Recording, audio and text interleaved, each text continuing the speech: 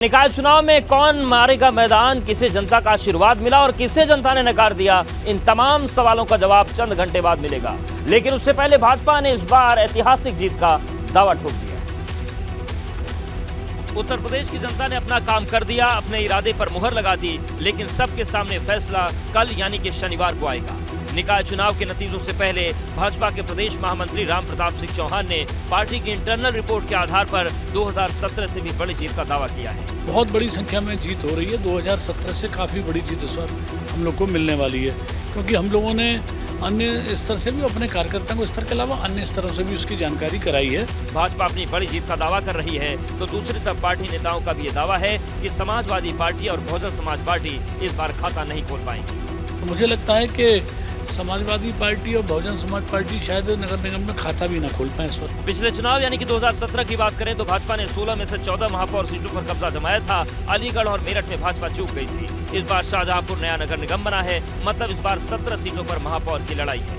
अब बस इंतजार है जनता के जनादेश का, तब पता चलेगा कि किसके दावों में कितना दम है। माना जाता है कि भाजपा हमेशा चुनावी मोड में होती है, एक मिशन के पूरा होते ही दूसरे मिशन में भिड़ जाती है। निकाय चुनाव के बाद उत्तर प्रदेश में बीजेपी अब अगले अभियान को सफल बनाने में जुट चुकी है।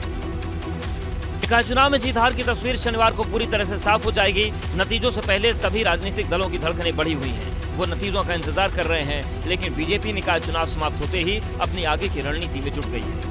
बीजेपी ने अब 2024 के चुनाव को लेकर तैयारियां तेज कर दी हैं। पार्टी ने इसके लिए अपनी रणनीति पर काम करना शुरू कर दिया है। मसलन मई और जून में भाजपा जनसंपर्क अभियान चलाएगी। इसी महीने भाजपा सांसद लोगों के घर घर जाएंगे। भाजपा सांसद वोटर से संवाद करेंगे। केंद्र राज्य की उपलब्धियों को गिनाएंगे भाजपा सांसद। कम अंतर से जीती और हारी सीटों के लिए रणनीति बनेगी।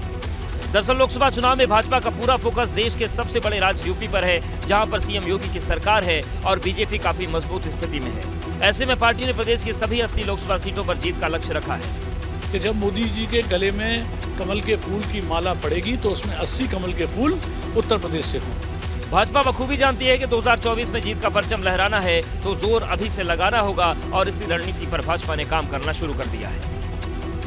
निकाय चुनाव के साथ साथ स्वार और 96 की सीटों पर उपचुनाव कराए गए, जिसके नतीजे भी कल आएंगे। लिहाजा नतीजों का इंतजार सियासी दलों को बेसब्री से है। रामपुर की स्वार और मिर्जापुर की 96 विधानसभा सीटों पर बुधवार को वोटिंग हुई थी, जिसके नतीजे कल आने वाले हैं। काउंटिंग में किसी तरह की कोई दिक्कत न हो, इसके लिए त्रिकोणीय सुरक्षा घेरे की व्यवस्था की गई है। मतगणना स्थलों पर सीआरपीएफ, पीएसी बल और जनपद के पुलिस के साथ होमगार्ड्स की ड्यूटी लगाई गई है। मुकाबले की बात करें तो दोनों सीटों पर सीधी लड़ाई सपा और भाजपा गठबंधन के बीच है। स्वार सीट पर सीधा मुकाबला सपा की अनुराधा चौहान और अपना दल एस के प्रत्याशी शफीक अंसारी के बीच है, जबकि विधायक राहुल कोल के निधन से खाली हुई 96 सीट पर अपना दल एस की रिंकी कोल और सपा की कीर्ति कोल के बीच सीधी लड़ाई है। उपचुनाव के नतीजों से पहले पर्यटन मंत्री जयवीर सिंह ने दोनों सीटों पर भाजपा गठबंधन की जीत का दावा किया। निश्चित रूप से हम लोगों को वहाँ भी अच्छी सफलता की प्रबल संभावना है और हम लोग अच्छा परिणाम लेके आएंगे। भले ही हम नहीं लड़ रहे, हमारा सहयोगी दल जो गठबंधन में शामिल है वो दोनों सीटों पर लड़े हैं और मुझे अच्छी सफलता की उम्मीद है। हालांकि इस बार 2022 के मुकाबले दोनों सीटों पर जनता ने कम उत्साह दिखाया। स्वार में 2022 के मुकाबले 14.24% कम मतदान हुआ, जबकि 96 में 2022 के मुकाबले 3.14% कम वोटिंग हुई।